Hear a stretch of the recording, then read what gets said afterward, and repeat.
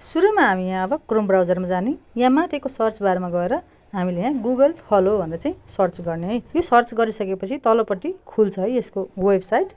र main point चाहिँ के हो त्यो सुरुमा राख्नुभयो भने तपाईँ डक्टर हुनुहुन्छ, तपाईँ इन्जिनियर हुनुहुन्छ, तपाईँ टिचर हुनुहुन्छ हैन, तपाईँ हाउसवाइफ हुनुहुन्छ, तपाईँले कुनै पनि कुराको ज्ञान छ, जुनसुकै कुराको ज्ञान छ आफूमा, त्यही ज्ञानलाई के ल्याएर के गर्ने ट्याक्क राख्नु। जस्तो नेपालमा पनि फेसबुक मोनिटाइजेसन दिइसकेपछि धेरैलाई लाग्छ कि साँच्चै फेसबुकबाट पैसा आउँछ होला त। आउँछ। धेरैले राखिराखेका हुन्छन्, मैले 50,000 बुझेँ, मैले आज 40,000, मेरो 20,000 भनेर हालिरहेको हुन्छ। आउँछ पैसा हैन। हजुरहरूले कन्टेन्टको आधारमा पैसा कमाउन सक्नुहुन्छ। जस्तो कस्तो खालको कन्टेन्ट छ, नर्मल मान्छेले दैनिक जीवनमा भाँडा कसले माझ्दैन, को हिँड्दैन, हामी दैनिक जीवनमा गरेका क्रियाकलापहरू हालिराखेका हुन्छौँ धेरैले हैन। त्यसले चाहिँ हजुरहरूको प्रोफाइल ग्रो गर्न धेरै समय लाग्छ। आफ्नै आवाज हाल्ने, अर्गानिक हाल्ने भन्ने बित्तिकै हामीलाई यता हिँडेको, उता हिँडेको, खाएको, स्कुल हिँडेको, घाँस काटेको, दाउरा काटेको विविध हुन्छ नि। अर्गानिक कन्टेन्ट चाहिँ हो ओरिजिनल, तर चाहिँ त्यसले प्रोफाइल ग्रो हुन चाहिँ समय लाउँछ। त्यसैले चाहिँ हजुरहरूले एकदमै छिटो आफ्नो प्रोफाइललाई ग्रो गर्न चाहनुहुन्छ भने त एआई प्रयोग गर्दा राम्रो। एआईबाट बनाएको भिडियोहरूबाट पनि अर्निङ गर्न सकिन्छ। अनि हजुरले एआई बनाउँदाखेरि चाहिँ कस्तो खालको एआई बनाउने होला, कहाँबाट बनाउने होला, हामी देख्छौँ सामाजिक सञ्जालमा हैन। धेरै कस्तो राम्रो राम्रो भिडियोहरू बनाइरहेको हुन्छ। अनि कुन ठाउँबाट बनाएको होला, कस्तो बनाएको होला, के गरी बनाएको होला, विविध जिज्ञासाहरू मनमा खेल्छन्। त्यसैले म आज एउटा सामान्य एआईको बारेमा हजुरलाई सिकाउँछु है त।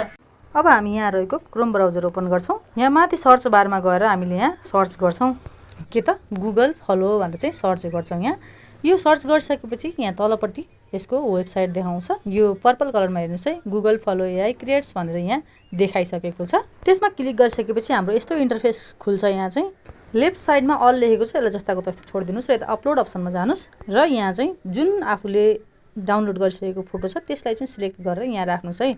केसँग सम्बन्धित भिडियो बनाउने हो त्यही अनुसारको अगाडि नै फोटो हजुरको ग्यालरीमा हुनुपर्छ है त। घुमिरहेको छ, यहाँ लोडिङ भइरहेछ। यो फोटो एकछिनमा देखाउँछ। ल यहाँ फोटो देखिसकेको छ है त। अब यहाँ टाइपिङमा गएर हजुरले के राख्ने त, आफ्नो डायलग राख्नुहोस्।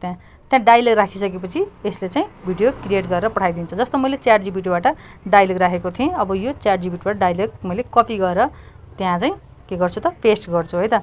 यसले जम्मा 8 सेकेन्डको भिडियो बनाउँछ। त्यसैले चाहिँ धेरै लामो राख्नुभयो भने एकदम फास्ट बोल्छ, बोलेको बुझिन्न, ठिक्क सुहाउँदो मात्रै राख्ने है। अब ल मैले पेस्ट गरेँ। यहाँ पेस्ट गरिसकेपछि हजुरले युट्युब साइज बनाउनुहुन्छ कि फेसबुक साइज बनाउनुहुन्छ कि भिडियो मात्रै हो कि इमेज जेनेरेट हो सबै देखाउँछ। यहाँ हामीले यहाँ भिडियोमा क्लिक गर्ने अनि कुन साइज हो त्यही अनुसार सिलेक्ट गर्ने है। अब मैले यहाँ पेस्ट गरेँ, सबै थोक गरिसकेपछि अब यहाँनिर चाहिँ एरो देखाउँछ। त्यो एरोमा चाहिँ हामीले त्यसलाई पठाइसकेपछि यसले भिडियो जेनेरेट गर्छ र हामीले पठाइदिन्छ। अहिले चाहिँ भिडियो जेनेरेट भइरहेछ, माथिपट्टि घुमिरहेछ यो कालो भाग।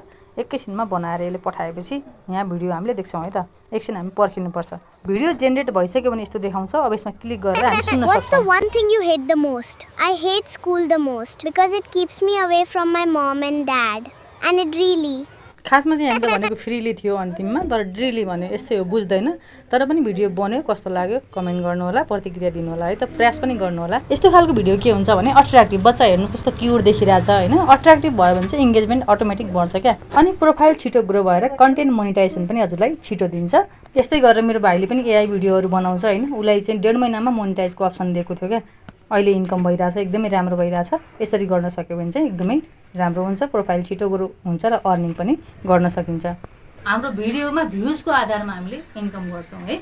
एङ्गेजमेन्टको आधारमा हाम्रो इन्कम हुन्छ, तर इन्कम चाहिँ हुन्छ, तर भिडियो चाहिँ हजुरले अट्र्याक्टिभ बनाउनु पर्छ। अनि हामी कति कस्तो गर्छौँ भने नमस्कार साथीहरू, म आज यस्तो उस्तो त्यो भन्नुभयो भने तपाईँहरूको भिडियो जाँदै जाँदैन क्या। नमस्कार भन्ने बित्तिकै मान्छेले स्किप गरिदिन्छ क्या। कसैले चाहिँ हेर्छ, धेरैले चाहिँ भन्ने हुन्छ स्किप गरिदिन्छ। तपाईँले भन्न खोजेको चाहिँ के त भनेर फर्स्ट पोइन्टमा चाहिँ 20 को कुनै पनि पार्ट्स ल्याएर राखिदिनुहोस् हाइलाइटमा क्या। अनि त्यस पछाडि म फलानु यो विषयसँग सम्बन्धित रहेर आजको भिडियोमा कुराकानी गर्नेछु। अन्तिमसम्म हेरेर साथ दिनु होला। कस्तो लाग्छ, मन पर्यो भने सेयर पनि गर्दै गर्नु होला भनेर चाहिँ यसरी स्टार्ट गर्ने बिचमा चाहिँ।